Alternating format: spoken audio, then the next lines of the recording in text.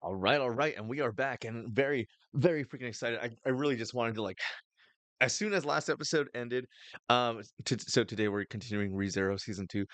Last episode, man, that this oh dude, like I say this every time, but like ReZero, it knows how to keep us coming back, man. Like I mean overall it was like a very informative episode. Subaru was not quite as proactive as I was hoping, as we'd seen him be in the past, especially with like Elsa being such an imminent danger, right? But Beatrice was okay. Call off everything. Beatrice was okay. Not only was she okay, dude, like she saved Subaru's ass, and I know he's probably gonna try to kill himself, just because. Como se llama? Petra, who so far, dude, like, I don't know, like, I remember people saying, like, oh, she's gonna be a very important character. Oh, she's gonna be very, very relevant to the plot. I don't really consider her just being there, like, being relevant to the plot, you know? I'm kind of expecting her to be some sort of like liaison or like become useful or anything really. But right now she's kind of just being like a lolly damsel in distress. Um, Sure, she's a good person, but honestly, in this series, who isn't a good person at this point? Literally everyone's a good person, and it's just like, ugh, except Subaru. Yeah, yeah, except Subaru. But Beatrice is okay, and I'm assuming that we are going to see a lot more of her because it's kind of been teasing her, not bluntly, and I really do appreciate that it hasn't been like force feeding us like, "Where's Beatrice? Where's Beatrice?" It's kind of been doing it subtly, like 2 episodes ago when we first ran into Elsa, we saw that all the doors were open, and so we were assuming that she was hunting um Beatrice, right? And then in last episode Subaru brought her up. He didn't like really pester on her, but he was like, "Oh, is this person okay?" or like all this kind of stuff. And then Beatrice's name was mentioned in passing, and that's sort of like what I prefer when things are more like subtle, as opposed to when like for example, when I already forget her name because she came out. I want to say like 3 times, and that's about it. She was the first in the first arc. Felt, dude. Like when Reinhardt like first kidnapped Felt, and it was like pretty much just shoving it on her faces. Right? She's gonna be important. She's gonna be important. Keep an eye out. And it's like, okay, we get it. You could have been a little more subtle with that. So they were a little bit more subtle with teasing Beatrice's like approach or impending presence, and so there is just so much of a shroud of mystery and intrigue around Beatrice because we know she's powerful as heck, and we know she has like some demons that she's fighting inside of her. Um, like she has such nuance as a character. She has such depth where she know like when she heard that Beats died. And she was like hella sad, but at the same time, you could tell she was trying to understand, but she was still confused because like Subaru was kind of like making it seem like it wasn't like a big deal, and it's just like, well, why did like all this kind of stuff, and it's just like, oh man, I'm really curious to see how she gets all her powers. I'm really curious to see why she's so jaded, why she's so hurt, why she doesn't like seeing people. She's mentioned it multiple times, like I never want to see anyone in front of me die, and that could be why she like yanked Subaru out of the hall, right? Like maybe she was like somehow viewing him and is like, no, I'm not gonna let someone else die in front of me. I'm just like really curious to see what she's been up to. I'm really curious to see how if she's gonna fight Elsa. If she fights Elsa, I'm assuming Beatrice is gonna just like easily clap her because I mean it's Beatrice, it. Oh man, she's like beating everyone that she's fought against. But yeah, without further ado, let's just jump into another episode of ReZero Season 2. Let's go. Okay, so I just read the title. This episode is titled Friend, and I have said from the beginning that Beatrice has the best relationship with Subaru out of everyone he knows. It's the most genuine. Oh, this episode's gonna hit hard, isn't it? Oh, Beatrice, bro, oh, she is so fucking cool, man. How is she not everyone's favorite character? Why is everyone obsessed with REM? REM is like such a horrible character compared to Beatrice. And it's funny how that happens because we have seen so much more of REM than we have of Beatrice, but the bits and pieces that we've seen of Beatrice, they just oh man.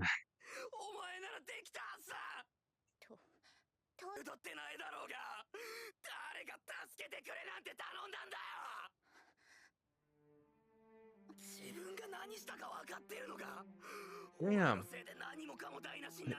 She looked really hurt when Subaru said that. Okay, so then she already sees him as a friend, right? Like that's why he's the only one that like she saved. She doesn't want to like see her friends die in front of her, right? I don't understand. I don't understand. Oh, hell nah.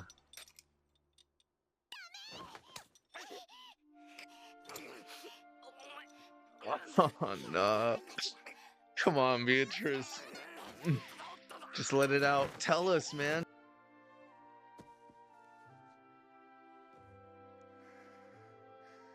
Oh no. Was she actually in love with Beats? Oh no, dude. Watch it be like I never seen Adventure Time, but everyone went all like goo goo gaga over I guess this character on their Ice King or the Ice Lord or something like that. And I guess he was like crazy the entire series, but you find out later somewhere along the line that he actually used to be like a really smart, nice guy, and he put on a cursed crown to save a child that he cared about. Oh wait, Beatrice, are you gonna maybe do something about this?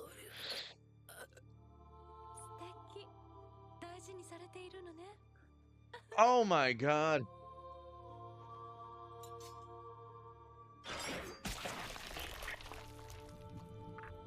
Okay, now I'm a little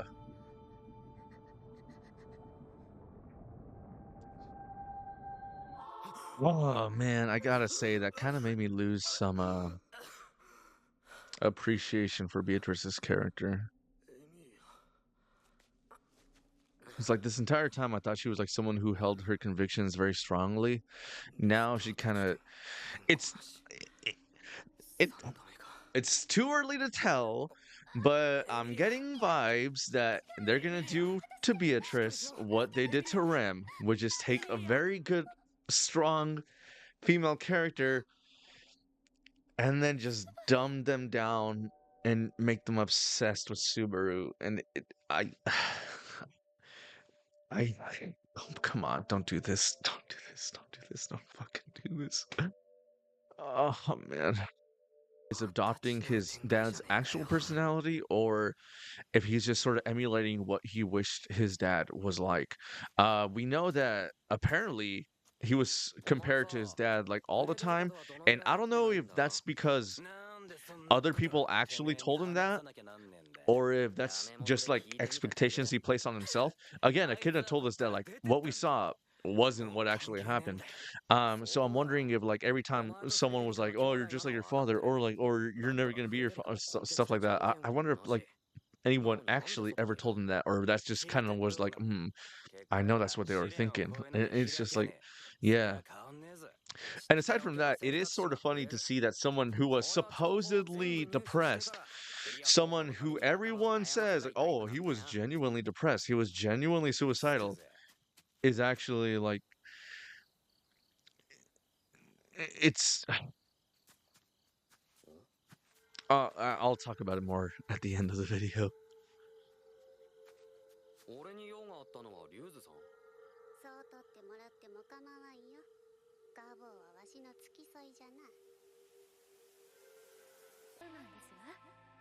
Damn. Okay, what a bombshell. Like I'm not judging, but like damn it, it kind of seems like their mom went around. Oh man, I mean, shit. Get it, I guess, yeah. And now you know. I really do not like that Garfield insinuated that this girl is apparently old. Um he referred to her as an old hag, which is just like I am so done with the 2000, 3000-year-old lolly.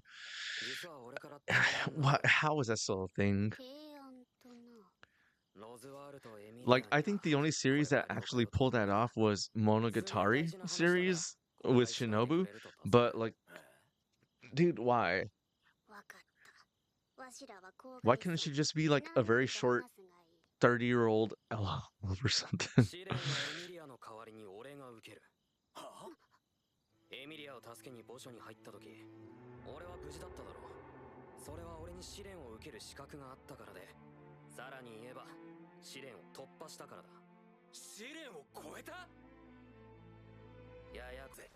Wait, wait, if you were, I'm sorry, if you were willing to untie him as soon as he woke up, why have him tied up in the first place? These, what the fetish? Like, what the heck? Relax, I'll untie you. Then why am I tied in the first place? Like, what? Oh, you're a witch cultist? Yeah.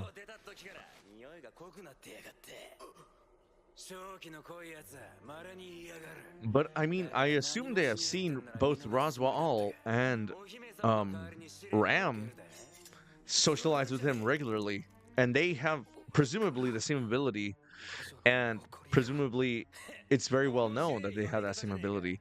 Um, so why the distrust here?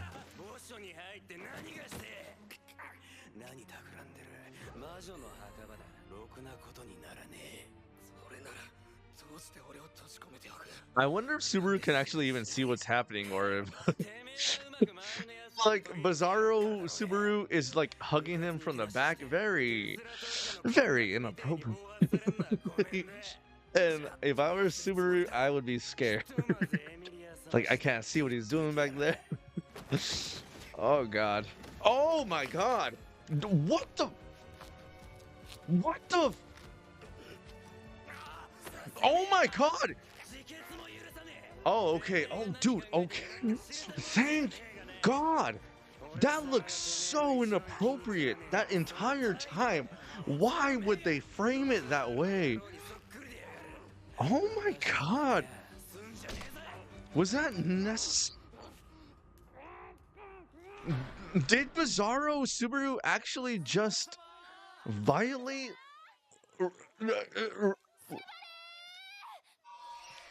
I did not like how that was framed at all, dude. Oh, she has clairvoyance, yeah.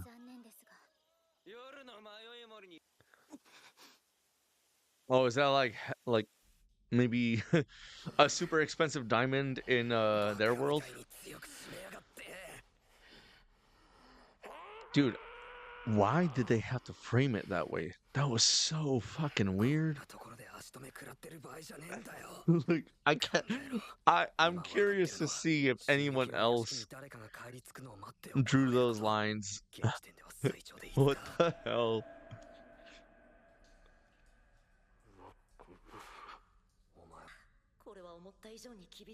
Otto.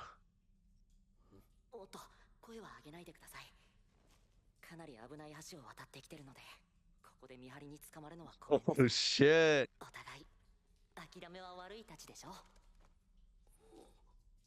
Oh, please let Otto be like a super greedy person and then like, I've weighed the options and I'm gonna get more of a payout by helping you than I am with helping that other guy. Oh, hell yeah. 3 days, it's nighttime. But how did he know where Subaru was? I really doubt Bizarro Subaru would tell him where real Subaru was being held. 特にエミリア様の取り乱しようが大きくて、翌日は試練への挑戦を見送られたほどです。Oh no! I was hoping by the title of this episode that Beatrice would prove to be the friend. I guess Otto is maybe the friend.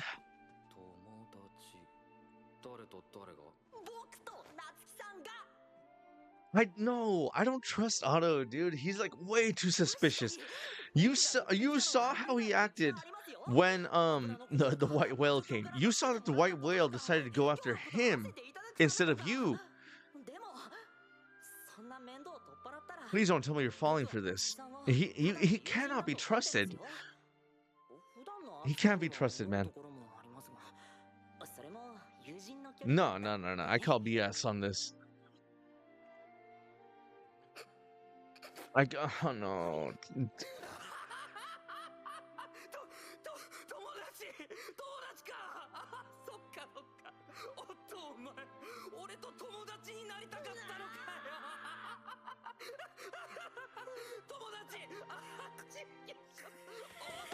Don't you understand, Otto?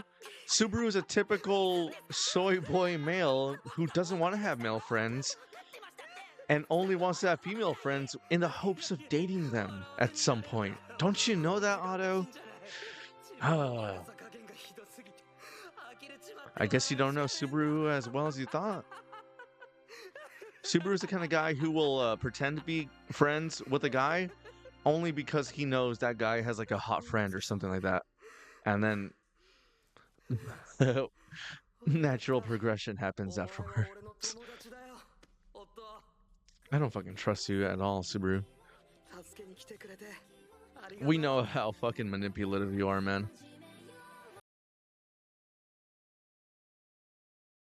I already know. I already know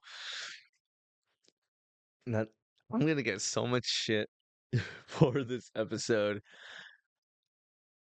but I just cannot believe it. I cannot accept it. We have seen how Otto has behaved in the past.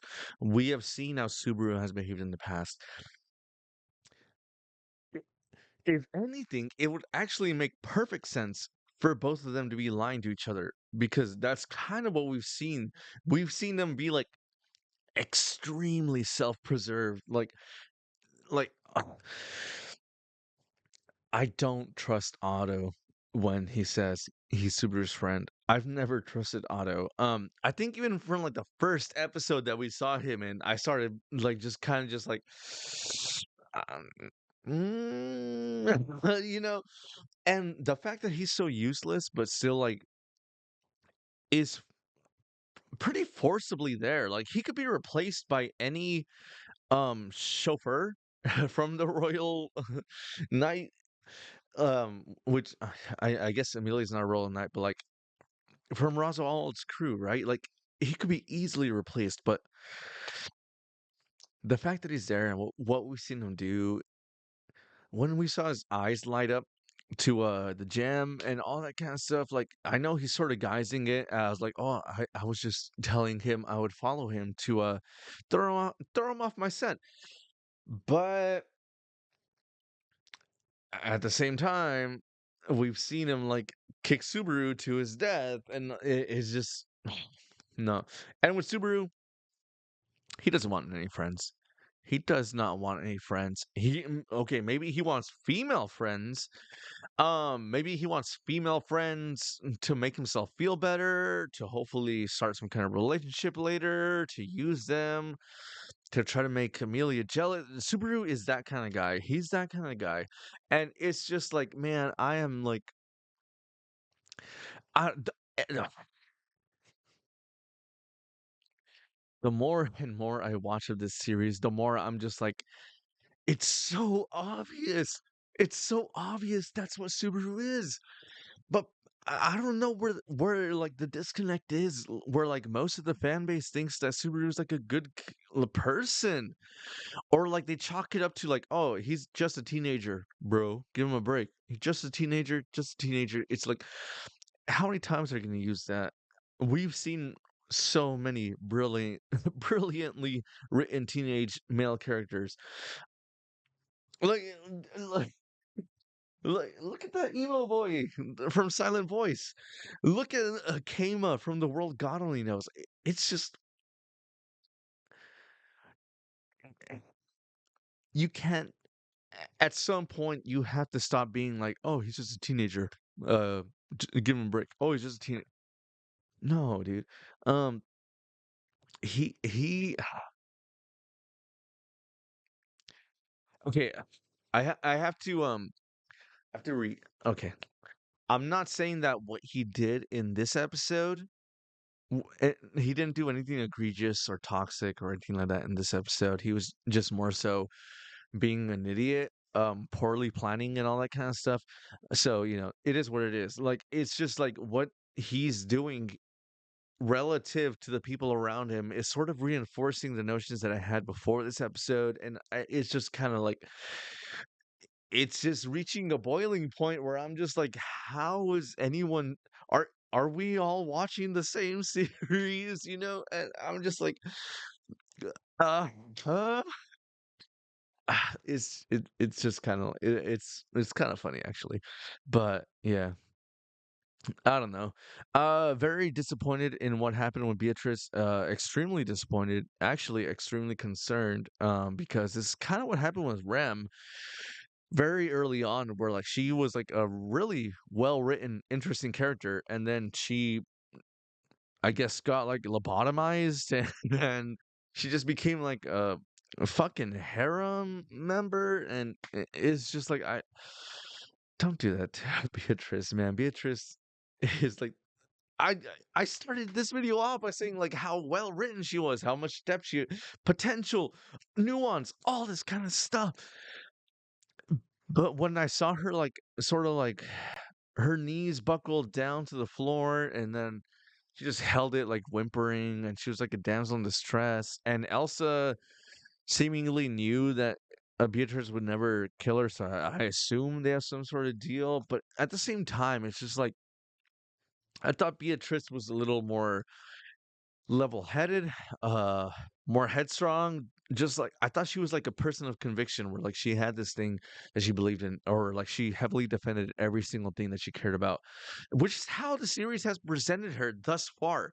She made a bullshit deal with Subaru, and she like followed it through, even though she was betraying like people that she had known for a longer time. But this episode just sort of just kind of just like squanders that, recontextualizes that heavily by saying, "Oh, I only did that because the book told me to do that." Why? Why? Why? Why? Why?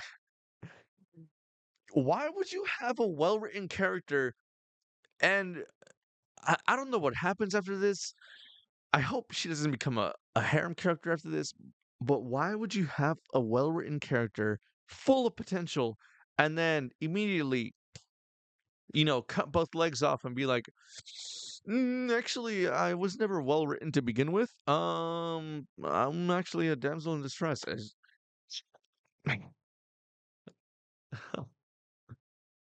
This is this is the disbalance in the ReZero that I have mentioned multiple times, where like it seems like the author, it okay. These are the vibes that I've been getting this entire series. It seems like the author had a vision of what he said. A vision of what he was sad about, a vision of like a story that he wanted to tell. Um, he had a beginning, he had an end. Maybe he had like vague pieces of what was coming up in the middle, but he had a very hard idea of how he wanted the series to start and how he wanted the series to end. And that's kind of with Amelia, he probably knows exactly how she's going to end. And dude, I hate the camera on this. It keeps changing the color.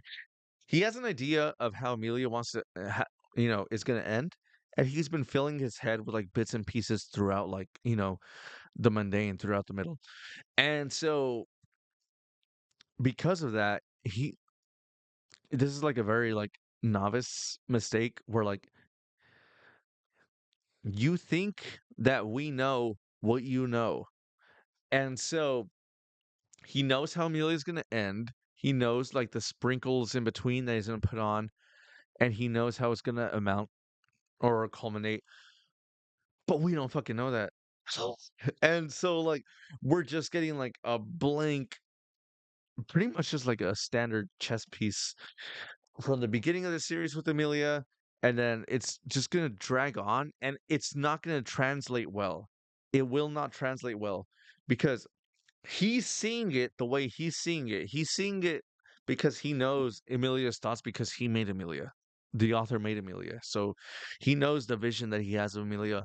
And so he's probably thinking like, oh, these bits and pieces, everyone's going to pick up on it. It's so obvious because in the end, this is going to happen. We don't fucking know that. Like, you know that. We don't know that. We don't know what's in her head. We haven't been in her head. You've been in her head because you made her head. And it's just that kind of thing where like there's a disbalance between like the author writing a genuinely good character and then his otaku tendencies coming up, his self inserts coming up, his just like this is pretty anime, like damsel in distress. I wish I knew a damsel in distress. I'd save her, and then she'd go out with me on a date later. It's like, oh, dude, and it sucks because we have seen how good the series has been, and it's just like this author is just like writing so well, and then his insecurities come up. And so I was thinking like probably the shitty episodes are chapters in the light novel that he wrote when he was having a bad week or a bad day, and he was just kind of like wishing he'd be the hero of his own story, that kind of shit. And you can't blame him for doing that. I guess like it's it's pretty well known that like authors always put a piece of themselves in their stories, but like it's just like I don't know. There's like a special there's a special level of cringe with anime authors. We're just like, oh man, dude. I really hope they don't. I'm rambling at this point. I'm rambling. Probably this later section should have been its own video. My issues with ReZero's author or anime authors. Um, yeah, I might make that left. I don't know, man. There's just so much I can say about that kind of culture. But yeah, that'll do it for this reaction. Please like and subscribe for more videos. I'm very sorry for rambling on. I'm trying to cut that down. I always say I'm cutting that down, and then episodes like this happen, and I just like go on. But please like and subscribe. I also stream regularly on Twitch, so if this isn't your thing and you need some background noise while you do chores, homework, all that kind of stuff, I'm really good at talking to myself. But if this is all you see me, my name's Adam. Thanks for checking out Jupiter Machine. And as always, steal credit cards, hurt your loved ones, plant some flowers. Oh man, this fucking Subaru, dude. This author. All right. Until next time, everybody. Bye bye. Bye bye. Bye bye.